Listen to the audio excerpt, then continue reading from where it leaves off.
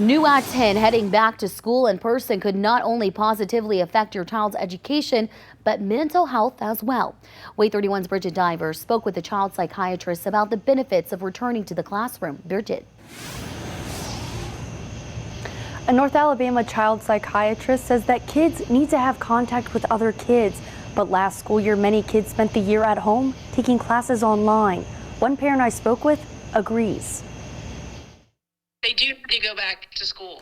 Like, I think we all can agree that we made sacrifices, we made some difficult choices, but I do think they're meant for their long-term mental health, that the socialization and the routine of things is very beneficial and helpful. Cynthia Hedrick says that all of her kids did virtual schooling last year, but being home all the time impacted them. Even my two that were kind of more introverted, I could see they need that interaction.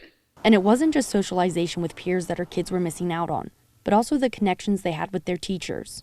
We have a very dedicated group of individuals, and a lot goes into mentoring our kids. It's not just teaching them A, B, and C, and some of those relationships just can't, it's just not as connected when you're virtual. With so many changes happening during the coronavirus pandemic, a North Alabama child psychiatrist says he saw more anxiety and tension than normal in his patients last year. The kids were having a hard time being able to stay focused on their work. A lot of kids were missing being able to have time with their friends.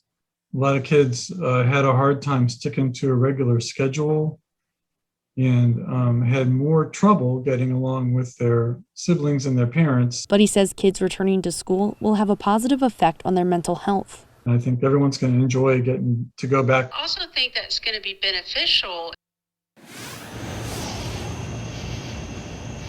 Dr. Whalen said with kids returning to in-person learning, they will have a lot more structure in their day than they did with virtual learning.